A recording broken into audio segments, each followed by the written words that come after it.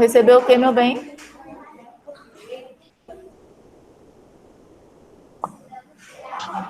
Eu já recebi, o comunicado dos livros. Ah, o comunicado não foi? Perfeito. Então, vamos lá.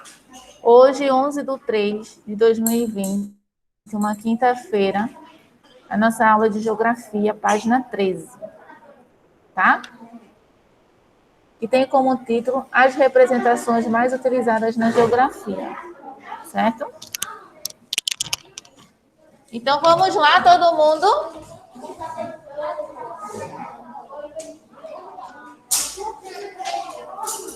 Olha só, nós estudamos, na aula passada, nós vimos a questão da direção, nós vimos questões sobre localização,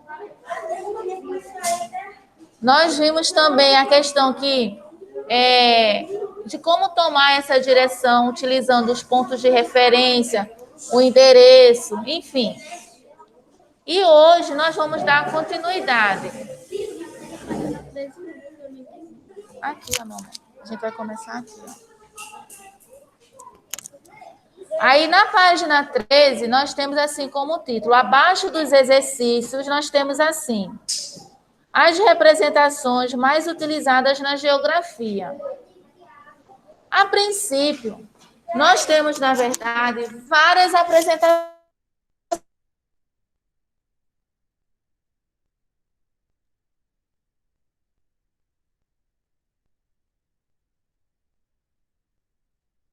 dos pontos cardeais.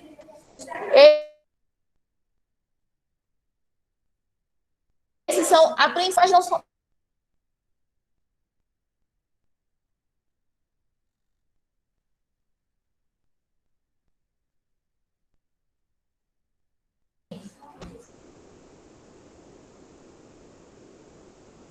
Depois, Urbano, Massaru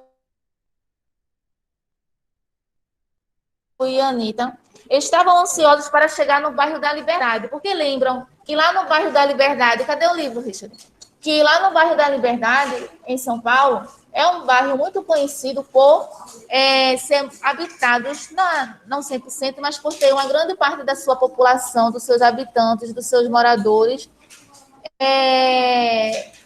de origem ocidental.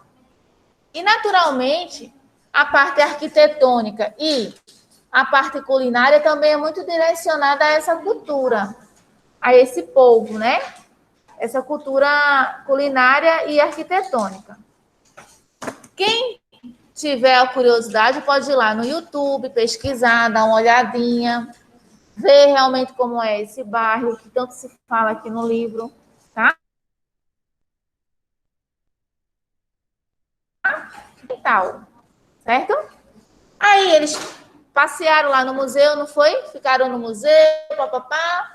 Aí disseram, agora vamos para o bairro da Liberdade, porque nesse dia eles tinham dois objetivos, o museu e o bairro da Liberdade. E aí diz assim, o número 1, ó, essa questão número 1 e número 2 é só falada, não precisa escrever não, a gente só vai conversar em sala. Pergunta de Anitta, porque a Anitta está dizendo assim, vamos ler aqui a historinha, né? Agora vamos para o bairro da Liberdade. Isso. O Japão é um país que, apesar de pequeno, tem uma grande cultura. E ele fica distante do Brasil? Será? Muito distante, não é? Aí a pergunta diz assim, para responder a pergunta de Anitta, retorne ao mapa da abertura da unidade na página 3, que representa de forma plana o planeta Terra. Aí, naquele mapa, esse mapa aqui, ó, lá na abertura da unidade. Não precisam voltar, não. Só vou voltar aqui para vocês verem. Deixa eu ver se eu estou com ele aqui. Esse mapa aqui, ó, que é o mapa mundi, não é? Onde tem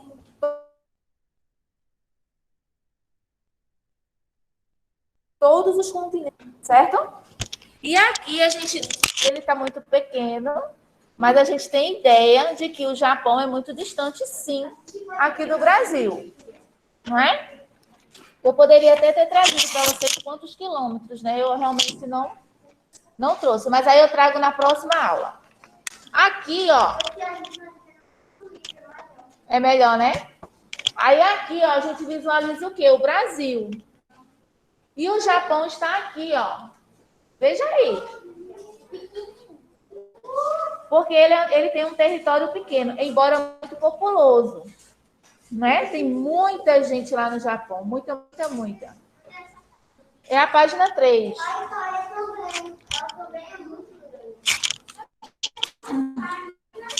É a página 3. Só para vocês verem o mapa. Tá? Então, a gente já tem ideia e sabe que realmente o Japão é muito distante do Brasil. Até independente da gente ver no mapa, né? A gente já tem essa ideia mesmo. Oi. Me chamou.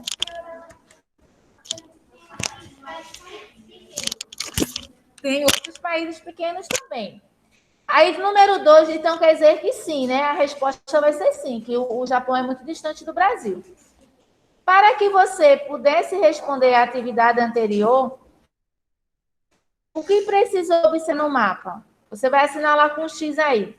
A gente localizou o tamanho dos países ou a localização do país, para a gente saber se um país é distante um do outro.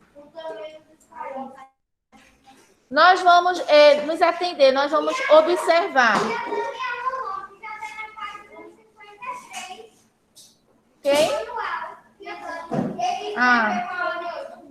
Então, a gente observa o quê?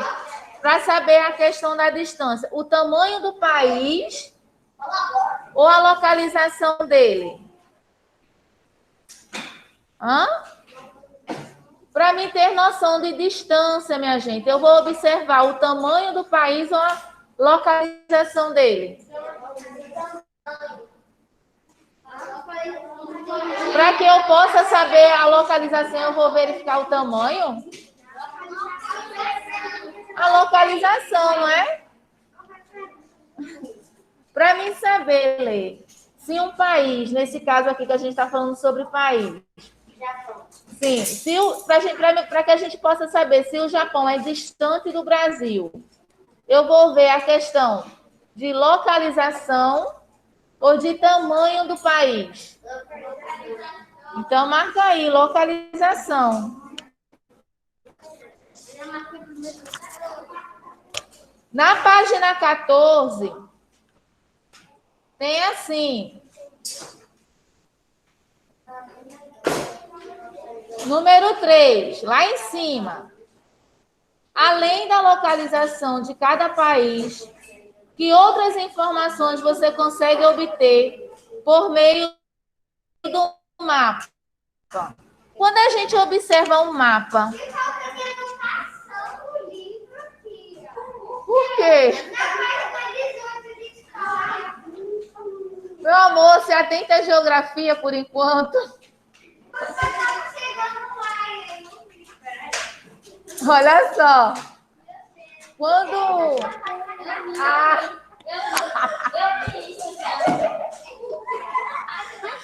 Olha só.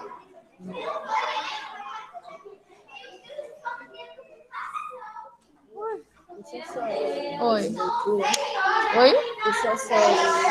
Geografia, página 14. Olha só, leitura ou pesquisa? Eita, arrudei. É para escrever. Não, é só falado. Agora, nesse daqui é para marcar, tá? Sim, aí voltando, olha só. Bora lá. Além da localização de cada país, tá bom, vamos voltar. Depois a gente entende história. Vamos para a geografia, vem aí, vamos voltar. Além da localização de cada país, que outras informações você consegue obter por meio de um mapa? E aí, quando a gente olha um mapa, quando a gente tem a oportunidade, depois eu vou trazer para a gente um mapa. Quando a gente observa um mapa, além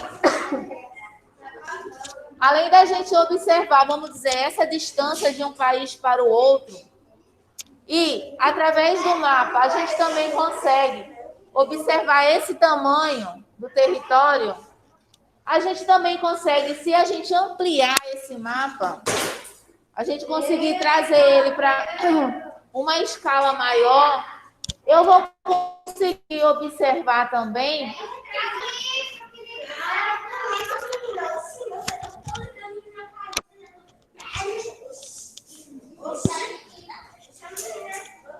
acontece do livro cair.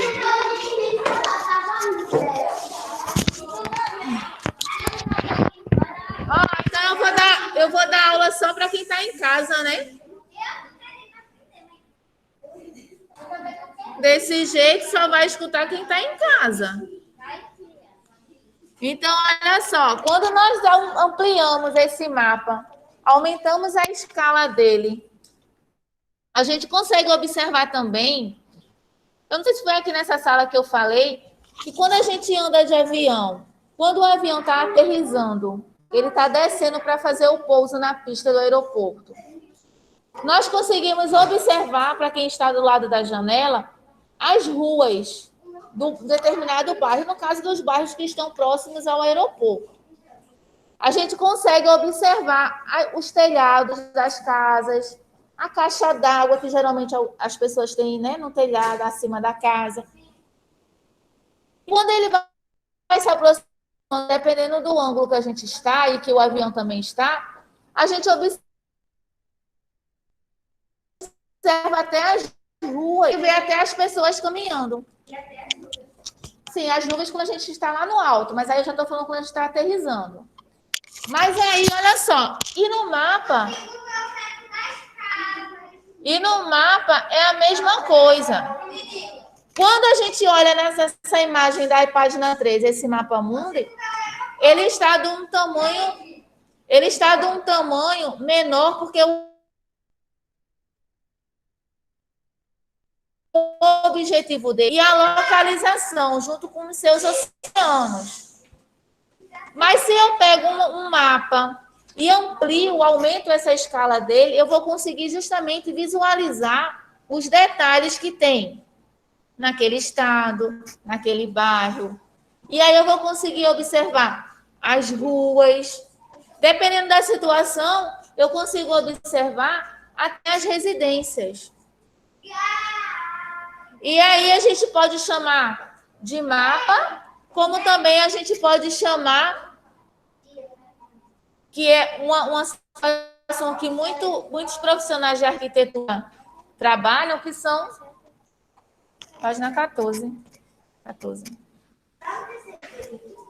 Já falei, o terceiro já foi, né? Mas é porque é só verbal, é só falado. Tá? Não precisa escrever, não. Espera aí. Eu coloco no quadro depois a resposta aí, para vocês anotarem. Então, aí, o que acontece? Nós conseguimos observar também, através das plantas baixas,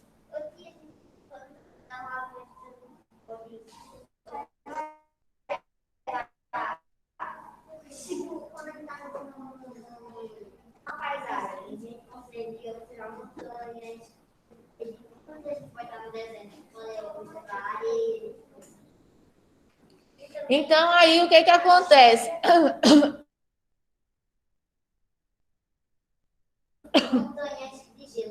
Então, quando a gente tem essas plantas baixas, a gente consegue realmente ver os detalhes de cada imóvel, de cada residência. Agora, óbvio, externamente nesse caso, tá? Não internamente. E aí, no nosso livro, diz assim, na página 14. Você já sabe que os mapas são desenhados e que servem para representar de forma reduzida um determinado lugar. Eles ajudam as pessoas a orientar-se e descobrir por onde estão,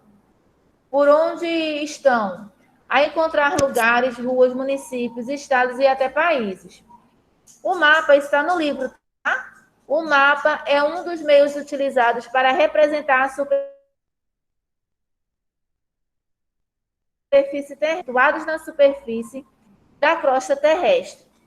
A superfície terrestre é a camada externa e mais sólida, que é essa aqui, ó, onde a gente vive, tá? Onde a gente constrói, onde a gente anda, essa é a camada. Hã?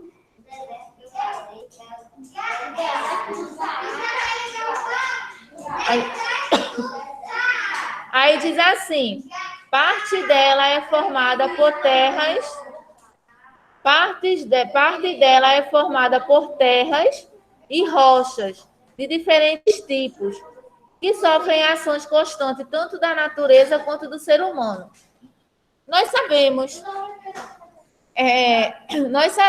que a crosta terrestre, que é essa onde nós vivemos, quando ele diz aqui que ela tem diferentes tipos de rochas e de terra, que é o solo, né? Por que ele diz isso? Primeiro, eu não sei se vocês já tiveram a oportunidade, agora o que me vem à mente é esse exemplo. Eu não sei se vocês tiveram a oportunidade já de ir lá para o lado do Ibura, pela BR-101. Quando a gente... Mas deixa eu dizer como é lá. Quando a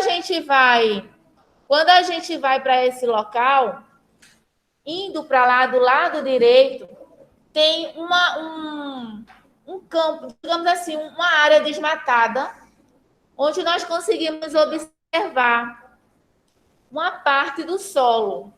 Porque tem, vamos dizer assim, que como é o nome que dá, meu Deus? Agora me fugiu da mente. Vamos dizer que é como se fosse uma montanha, que não é. Daqui a um pouco me vem na mente. Se alguém lembrar aí, me diz. Onde ali existe um desmatamento, por quê? Porque as pessoas, elas que trabalham com construção, com material de construção, eles tiram aquela terra, aquele solo, aquele barro, na verdade é tipo um barro, massapete, a gente chama de massapete, tem algumas áreas que sim, para poder fazer a venda para utilização diversas. E ali a gente consegue observar, lógico, de uma maneira, tem que se aproximar, tem que parar para visualizar, né? A gente passando, a gente não consegue ver tanto. Vai. E ali a gente consegue observar. Deixa. E aí a gente consegue observar algumas camadas desse solo com relação à cor. Tem uns que são mais avermelhados, outros já são mais alaranjados. Uns têm um vermelho assim mais intenso, mais escuro. Uns já têm um vermelho mais claro. Porque o solo, do modo geral, ele não é de uma cor só. Tá? Que às vezes tem pessoas que moram na região urbana, na cidade. Ô, Letícia, vem para cá, deixa ele aí. Ah, desculpa. Então, olha só. É porque eu nem vi o lixeiro ali. Então, o que acontece? Existem algumas camadas que elas vão variar de cor. Sim, algumas pessoas que moram na cidade, né, que são urbanos, e que às vezes nunca teve a oportunidade de ir para o interior do estado, uma fazenda, coisa. Ah, sei, pode ser também a chácara. Às vezes nem tem a oportunidade de ver realmente o solo como é, porque só vê asfalto, entendeu? Às vezes, por exemplo, quando eu falo assim, outra pessoa fala assim, o solo avermelhado, alaranjado, fica imaginando mil coisas. Que é isso?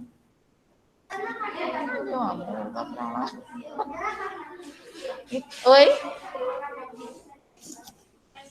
Então, por exemplo, eu lembro bem que o solo de Brasília, ele é super vermelho. O solo mesmo, ele é bem avermelhado, a terra lá é bem avermelhada. É uma característica daquela região, tá? E quando ele se refere aqui às rochas, nós temos lugares também, às vezes no interior do estado, eu lembro bem de... Lá na Paraíba, no estado da Paraíba, no município no município de Boqueirão, que é onde eu tenho parentes lá, tinha parentes lá, que eram os meus avós, lá é uma região como Queimadas também, que o trajeto faz na Paraíba. Lá a gente consegue visualizar muitas rochas, que a gente chama de pedra. Mas não é pedra, não, é rocha. Pedra é aquela rocha que já é triturada, como aquelas pedrinhas para construção. Eu acho que vocês já viram por aí, cascalho. Ali é pedra. Mas as rochas são aquelas grandes que a gente às vezes vê em algum determinado lugar, às vezes perto de alguma cachoeira, próximo a algum rio. Se a gente não teve acesso, mas já viu na televisão. E... Não, mas ali não tão grandes. Eu me refiro a umas ainda maiores, tá? Vocês também podem dar uma olhadinha na internet. Já?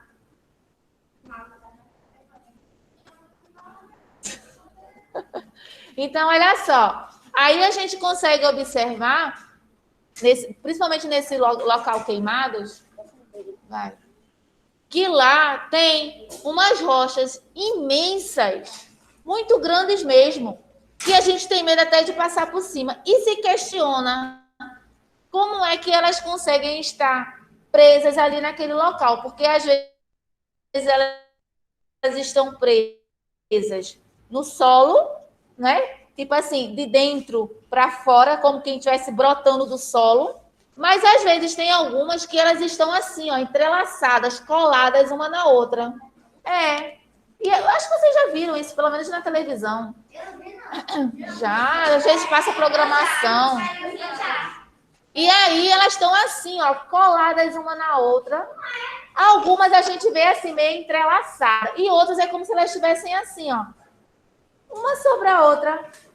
E ali elas passam, ó, milhões de anos e não conseguem sair do lugar. Como é que é isso? Que liga é essa, né? Que liga é essa? Então, quando ele fala assim, aqui, da degradação do homem, é porque o homem vem, né? O ser humano. Oi? Não, porque o homem não vem, às vezes, na outra. Às vezes o homem não vem para degradar a natureza. É a página 14 ainda. Às vezes o homem não vem para degradar a natureza, não é? Para destruir esse solo. É isso. Para destruir esse solo. Para fazer com que essa rocha. Tem 2 pétalas. Para que essa rocha ela vire nesse cascalhinho que a gente utiliza nas construções. Tem um lugar que diz assim, ó, pedreira. Alguém já ouviu falar nesse nome pedreira? Sim. A pedreira, ela serve justamente para, de uma maneira bem mecanizada, né? Eles pegam essa rocha grande, levam, quebram lá no local através de explosivos, tá? Para elas se tornarem menor, porque senão como é que vai transportar, né? Então, aquela rocha que está lá imensa, às vezes coladinha uma na outra, eles fazem alguns furos nela com alguns equipamentos super mega potentes. E ali eles colocam aquelas bananas de dinamite.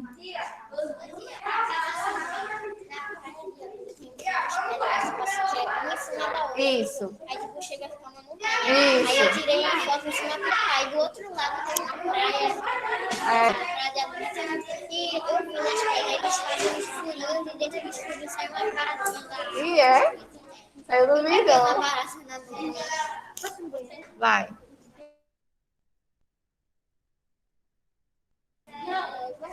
Então, essas bananas de dinamite, vocês já viram nos desenhos animados.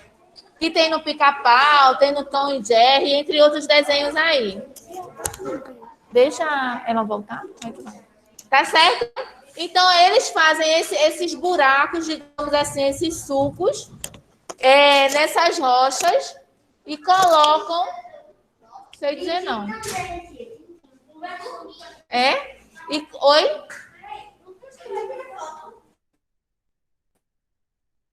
Eu não sei não o que foi, não. Ele falou que ele tava maluco. Não sei que Pétala chegou aqui e levou eles. Então, o que acontece? Quando colocam essas bananas de dinamite e eles acionam a explosão delas, ó, deixa quem tá lá fora voltar e depois de Aaron. Foi Aaron que foi... Quem foi que me pediu para ir ao banheiro? Lucas. Ah, Lucas. Depois de Lucas, tu vai. Não, foi o Lucas voltou, tia. Ah, Yuri. Então, olha só. Depois que... Sim, aí quando eles acionam esses explosivos e aquela rocha explode e naturalmente ela se torna menor, eles transportam essa rocha até um determinado...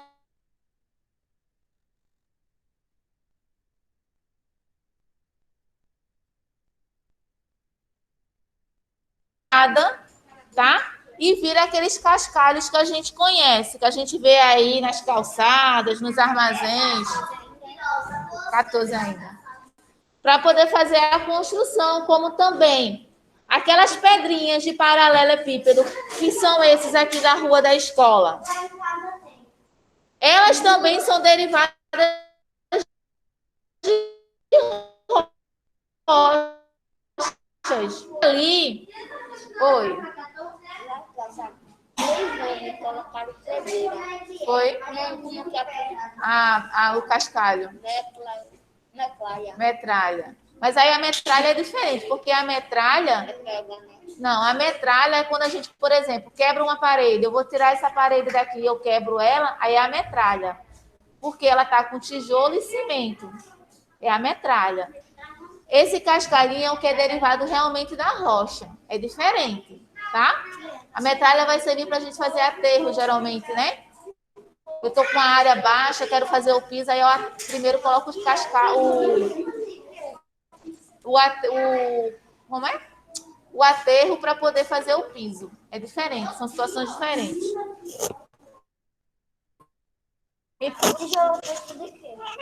De argila, de barro.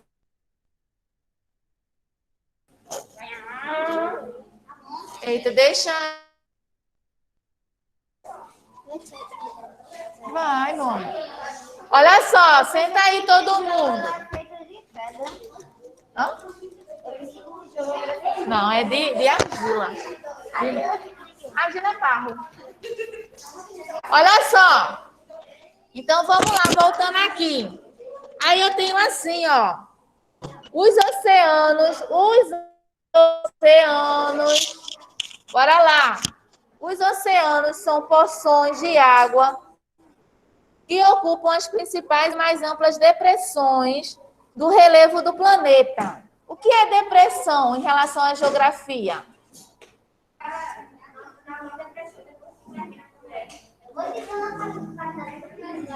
(14) Depressão são áreas mais baixas. Porque, olha só, para que eu possa ter, certo? Um oceano, um rio, um mar. Se for plano, por exemplo, aqui na nossa sala, o piso é plano. Ele não é retinho assim? Eu consigo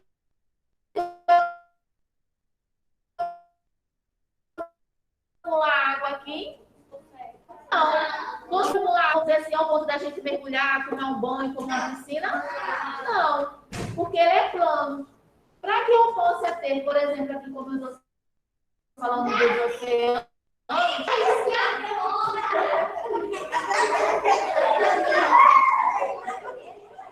quando eu me refiro a depressão, quando eu me refiro aqui a essa questão da depressão, é porque é assim, ó.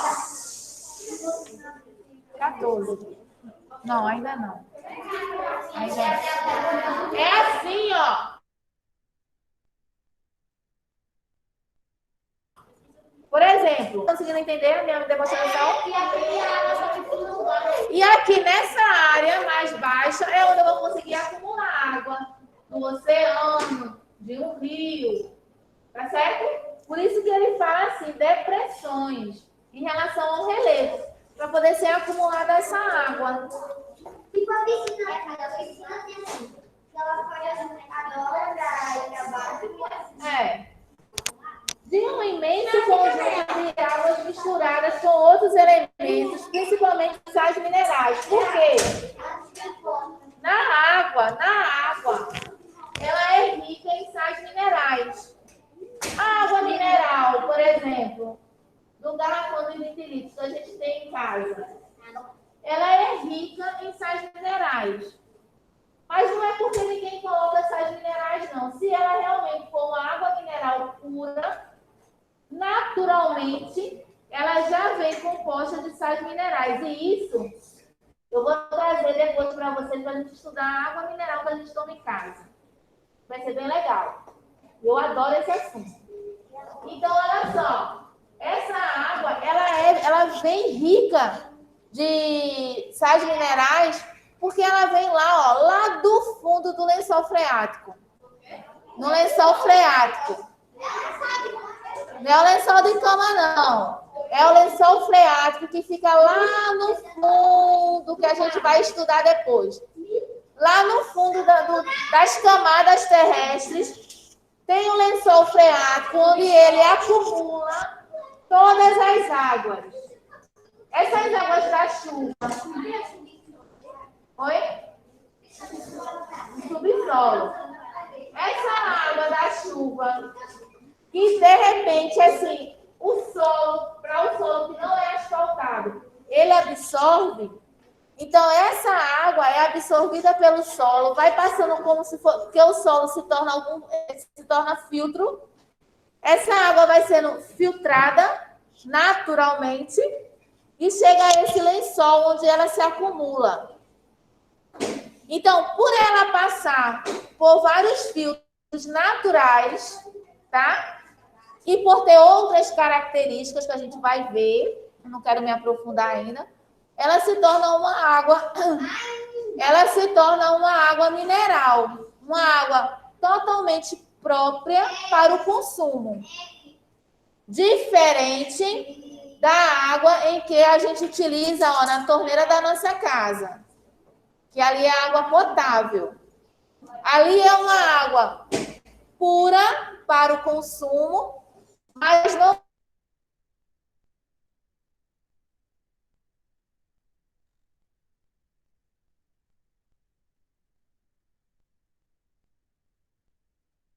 para que ela possa se tornar propícia para o consumo. Que consumo é esse? Tomar banho, lavar nossas roupas, cozinhar, lavar os nossos ambientes, né?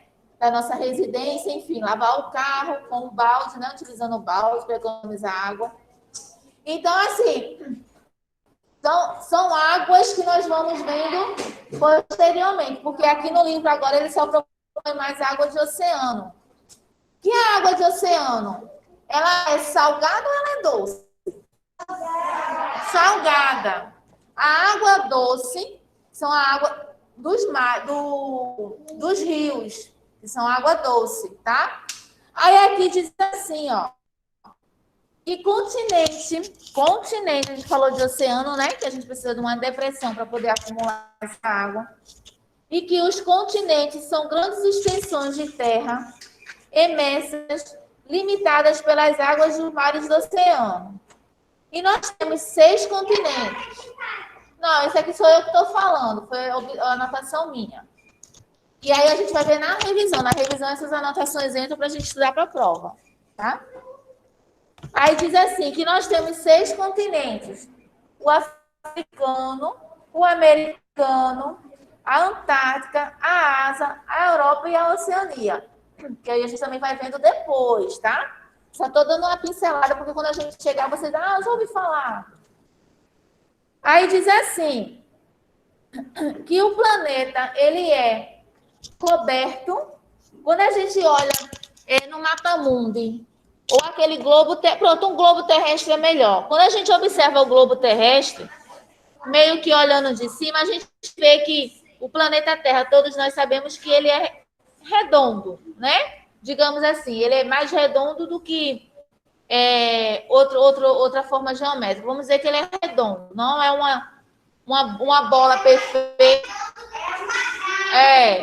Mas aí a gente consegue observar uma grande área azul, uma grande cobertura azul sobre o planeta. E aquela cobertura azul que a gente consegue observar é a água, tá?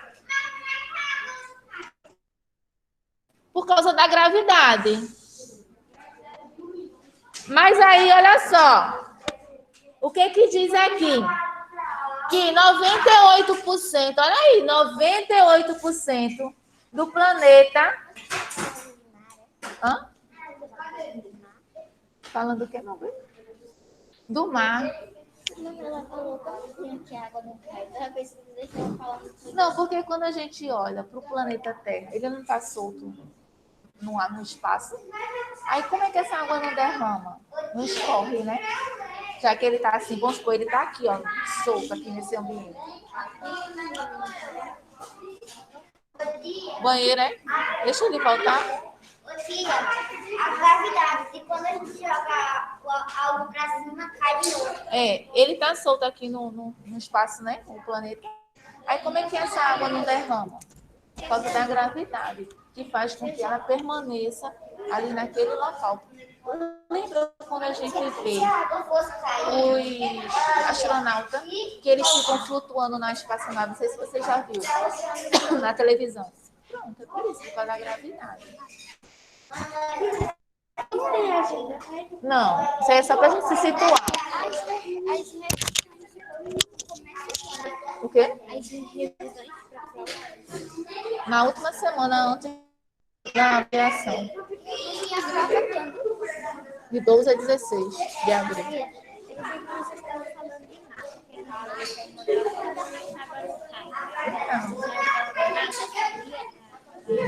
Então, tem mais água que isso.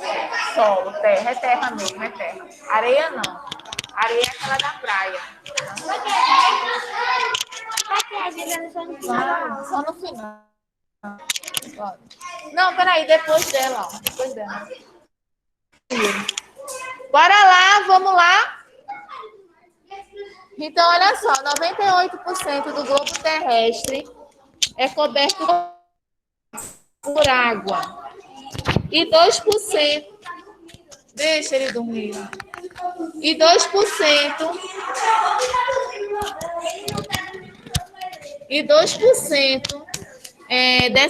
dessa água está em formato de geleiras, de gelos, né, congeladas.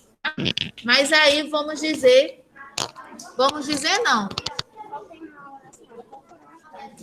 Não, ainda estou na página 15. Peraí, como eu não faltou. Ah, então eu vejo depois qual foi o dia que você faltou. Não, estou na página só falando. A gente nem cheguei ainda aí. Cheguei ainda aí, não. Então, olha só. Então eu vejo contigo.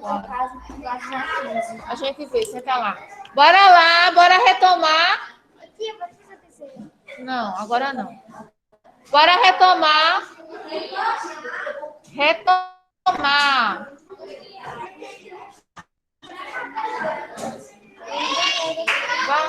É o que, meu bem?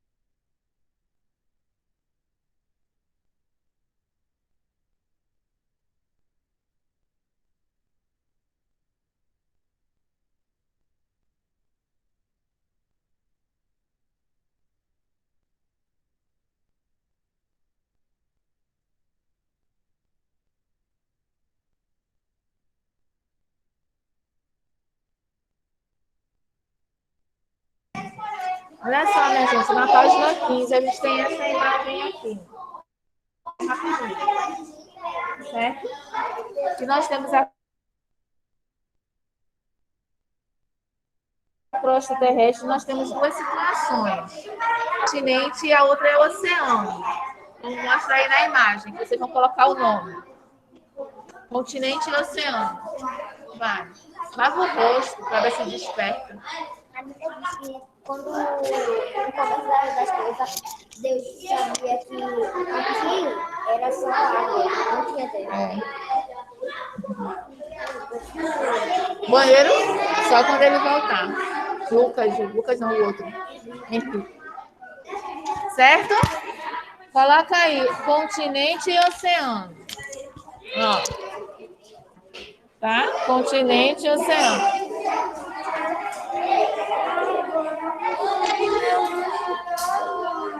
Depois a gente vê quando for a hora do lanche, tá? Ó, bora lá!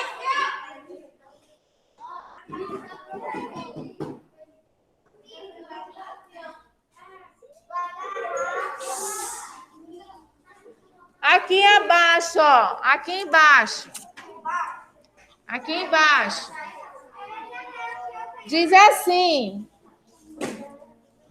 Para responder à curiosidade de Anitta, que ela pergunta quem confecciona os mapas, tá? Porque eles estão utilizando um mapa oceano.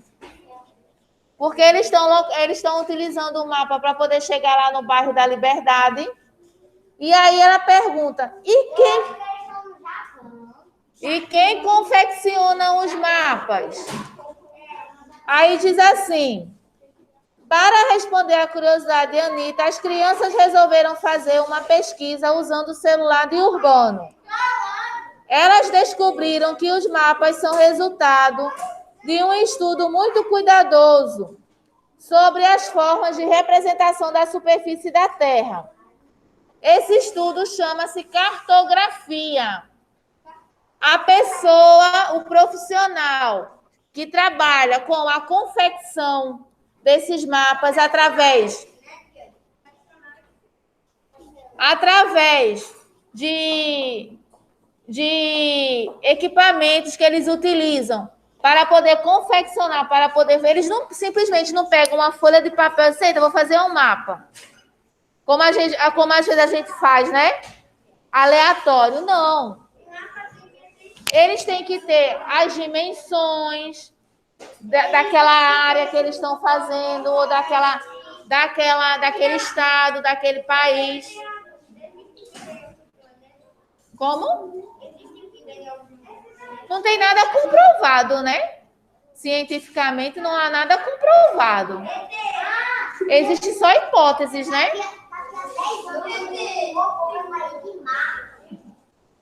Então, olha só. Essas pessoas que são os cartógrafos.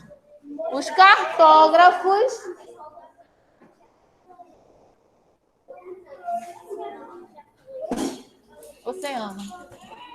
Os cartógrafos são os profissionais que trabalham justamente com esses mapas, confeccionando esses mapas. Estou na página 15. São as pessoas, são os profissionais que trabalham na confecção desses mapas. Diga, meu amor. Oceano, tá.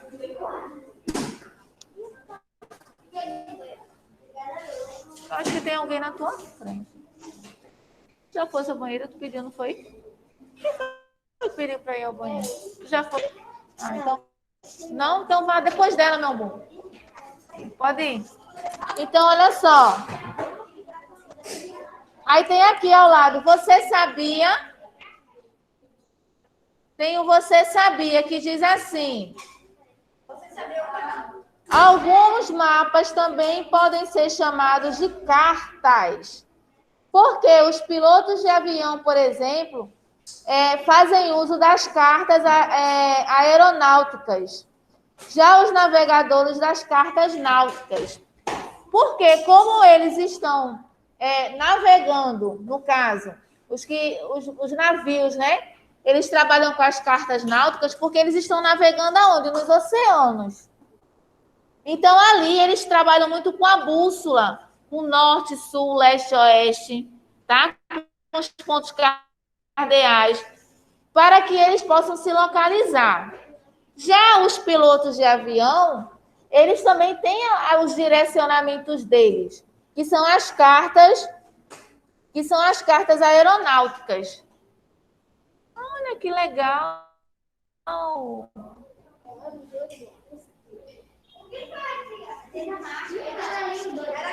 Quem fez sabe o que foi legal, né?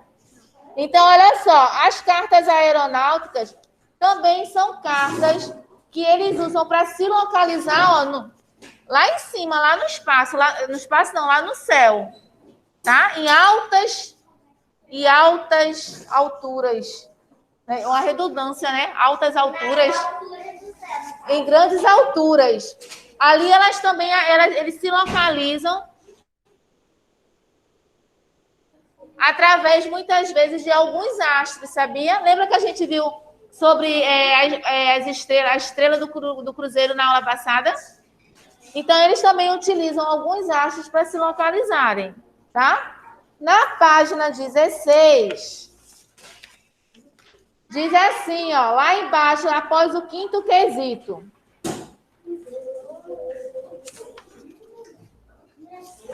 O globo terrestre da Terra, de forma mais realista, entretanto, não nos permite ver toda a superfície do planeta de uma só vez. Além disso, é muito pequeno, o que impede o estudo de todos os fenômenos que ocorrem no planeta. Já o mapa acima, esse mapa aí acima, ó, do livro de vocês, tá? Que é um mapa chamado de planiférico ou mapa mundi.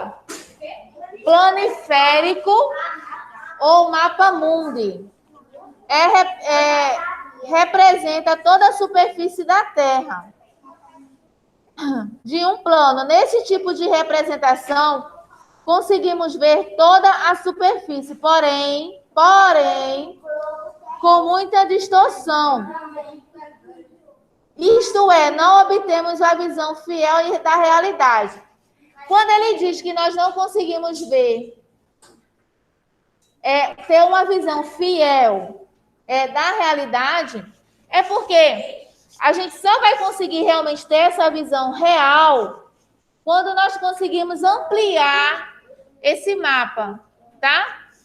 Porque, por exemplo, uma coisa é vocês observarem aí de trás esse eclipse, não é? A gente vê assim uma coisa turva, sabe o que é um eclipse? Sabe o formato dele? Mas se eu for olhar bem de perto, se eu ampliar a visão desse eclipse, eu vou ver que ele está amassado aqui, está mais separado. Vou ver que aqui na parte de baixo ele está bem coladinho com o outro. Então, a mesma coisa vai acontecer com o mapa. Oi. Estou na página 16. 16. O quê? O quê? Pra quê? Aqui, olha aqui. Ainda não. Então, olha só. Quando esse mapa eu consigo ampliar ele, é quando eu realmente vou ter os detalhes que eu preciso. 16. Depois, exercício é depois. Na página 16 que eu estou. Então, por exemplo, se eu pego o mapa do Brasil, retiro ele daqui, nesse formato que ele está, e vou ampliando ele por região ou por região norte-sul, região norte, nordeste, sul e sudeste, 16. E dessas regiões eu vou ampliando por estado, por município, eu vou conseguir ter detalhes dessa região. tá? Por exemplo, quando a gente pega o nosso celular e a gente vai lá pedir um Uber, eu já falei isso aqui.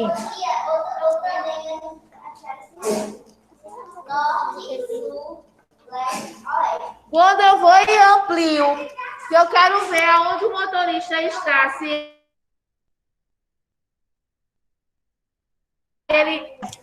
E eu amplio aquele mapa ali, é um mapa. E aí eu consigo ver o quê? O nome das ruas, alguns pontos de referência, como uma igreja, um mercado, não é assim que acontece? Então, a mesma coisa eu posso fazer com o mapa, tá? Pegar um local, uma região ali que eu queira estudar de uma maneira mais específica e ampliar para poder ter essa situação. Porque no mapa, eu não só vou ver terra, como diz aqui no livro, que é o solo. Só isso não. Através do mapa, eu consigo ter muitas informações. Porque a gente vai ver na aula que vem alguns tipos de mapa. Não, só a semana que vem que a gente vai ver os tipos de mapa. E alguns desses mapas, eles vão me trazer informações específicas. Eu não sei se vocês lembram que alguns meses atrás estava muito se falando, acho que já tem mais de um ano isso, não sei, falando muito sobre a queimada da Amazônia. Lembra que era uma polêmica danada falando sobre a queimada da Amazonas? E aí, as pessoas que trabalhavam nesse órgão, como é que eles obtinham essas informações dessas queimadas? Através de mapas. Eles utilizavam satélites ou um sistema de GPS ou até os drones. Faça isso não com seu estojo, meu bem. Pegue. E aí, o que acontece? Você está lá, Lê?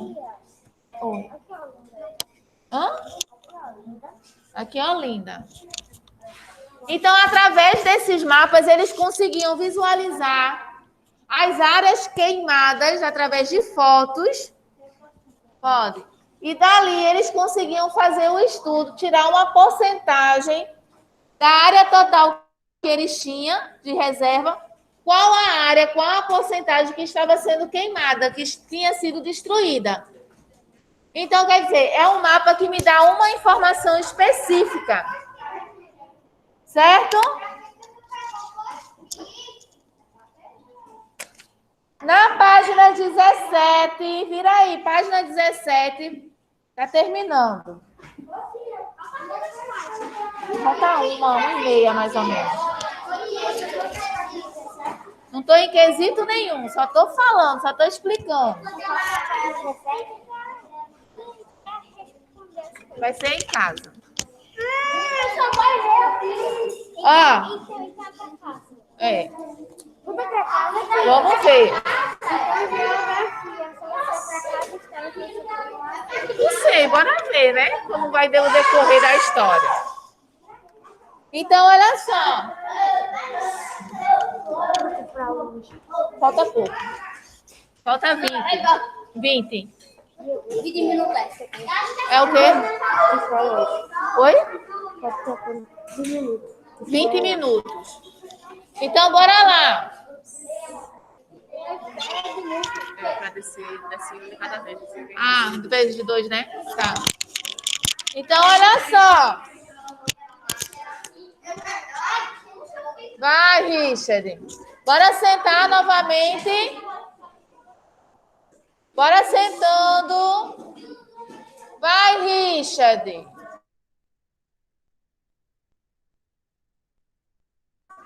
Olha só. Aqui na página 17, que é o mapa mundi, não é?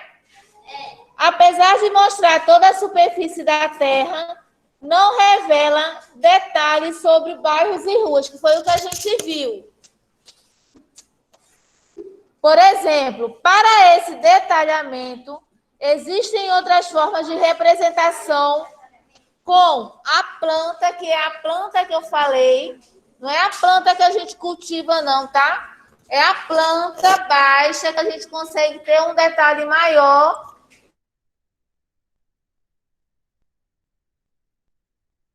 de uma... Isso mesmo.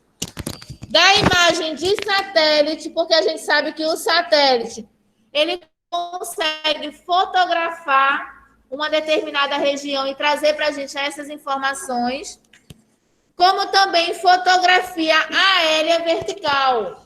Essas fotografias aéreas verticais... Ô, Letícia.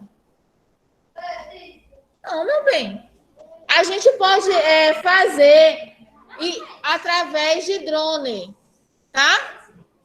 Inclusive, quando a gente quer localizar, eu pelo menos já tive essa curiosidade, eu acho que alguns também, de visualizar no computador, no Maps, no mapa do Google, a minha rua, a rua que eu moro, e localizar a minha residência.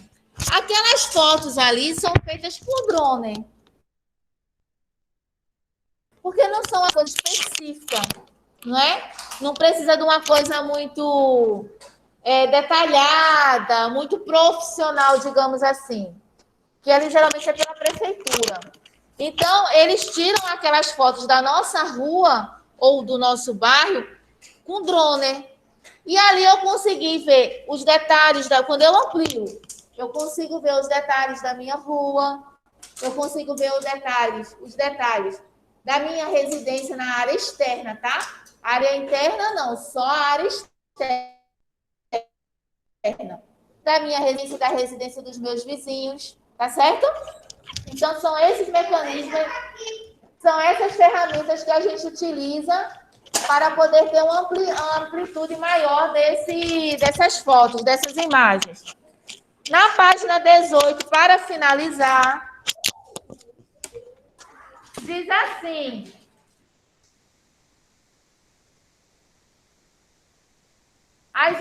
diz assim, as imagens... Só explicando agora. As imagens de satélite têm diversos usos, como para a navegação marítima, para a demarcação de fronteiras e para monitoramento de áreas muito grandes. Lembra quando eu falei do desmatamento? Todas as imagens que eles retiravam das áreas desmatadas e queimadas, tá? Eram através de satélite. A maior parte dessas imagens eram feitas através de satélites, por causa da amplitude. Por ser uma área muito grande... Não. Por ser uma área muito grande e o satélite está lá no alto, não é? Ele consegue ter uma amplitude maior dessa área. Aí diz assim: com base nas fotografias aéreas verticais, é possível gerar mapas e plantas de um ponto de vista vertical e com grande quantidade de detalhes. Esse tipo de foto é obtida por meio de câmeras acopladas a um avião que sobrevoa uma região e faz fotos em sequência de uma área determinada. Olha aí, nós temos até umas imagens sobre um exercício, mas nós temos algumas imagens e já vou acabar dizendo a resposta, que essa primeira imagem é uma situação como essa da fotografia aérea vertical, que lá do alto, de um avião, no caso, específico para esse tipo de atividade, é tirada essa foto, vamos supor, está passando aqui um avião e tirou a foto da nossa escola, tá? E se a gente for procurar, a nossa escola está lá no celular, está lá no mapa, tá? Então, olha só, com todos os detalhes, por sinal. A rua, a fachada, essa parte do telhado, se vê a piscina, porque é uma área... Oi? Não? Tem a área da piscina, porque é uma área externa. Então, olha só, se por um acaso passa um avião aqui para tirar uma fotografia aérea vertical, ele vai tirar foto de quê? Oi? Eu acho que é a primeira foto. É a primeira foto, isso mesmo. Se ele tirar essa fotografia aérea vertical, ele vai conseguir tirar o quê? O telhado, a cobertura da nossa escola, tá? E as áreas não cobertas, que são ali aquela área da piscina. Aqui assim, né? Que é a piscina. A área da piscina, porque é uma área descoberta, tá? As demais áreas, como a quadra, e aqui no caso da nossa sala, eles só vão conseguir tirar a foto do telhado. E vocês sabiam que através dessa foto, tá? Que ele consegue tirar, ele consegue fazer uma planta dessa área, para ele poder saber um cartógrafo, por exemplo, para ele poder saber qual é a área construída aqui nesse terreno. Através dessa foto que ele tira, tá? Ele entende que tudo que está coberto, tá? Que tem o telhado, que tem a cobertura, ele entende como área construída, certo? Embora, por exemplo, a nossa quadra ela não é totalmente construída, ela só tem as laterais. O meio é aberto, né? Que é justamente onde a gente brinca, circula, enfim. Mas quando ele tira essa foto de cima, ele entende.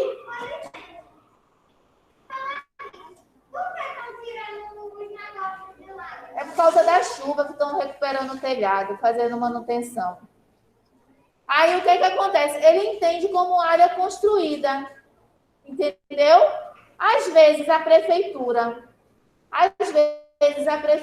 quando ela quer fazer um cadastramento para poder fazer a cobrança do IPTU das nossas residências, ele usa esse mecanismo, porque nem sempre ele vai conseguir entrar na nossa residência.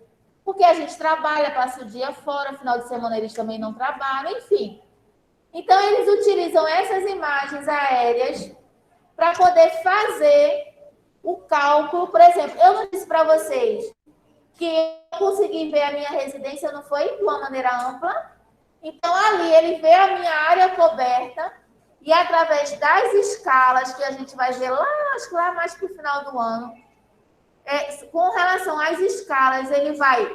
aquela imagem que ele vê, por exemplo, se ele na imagem está vendo que a minha casa mede 1 metro, de acordo com a imagem que ele consegue visualizar na fotografia, ele sabe que escala, qual é a escala que aquela fotografia está, para ele poder transferir para os equipamentos, digamos que para a régua ou o escalímetro que ele utiliza, ele amplia essa imagem e consegue encontrar exatamente a metragem exata em metros quadrados da residência de vocês.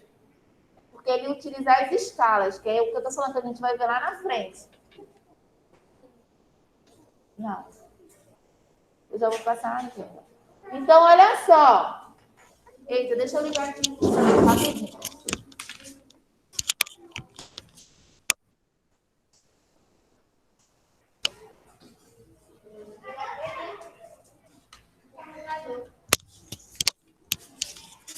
Então, olha só.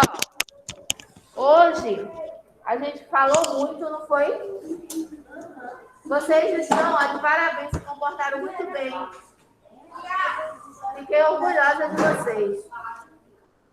E eu vou passar, como já faltam só 15 minutos para a gente ir para o intervalo, eu vou passar para vocês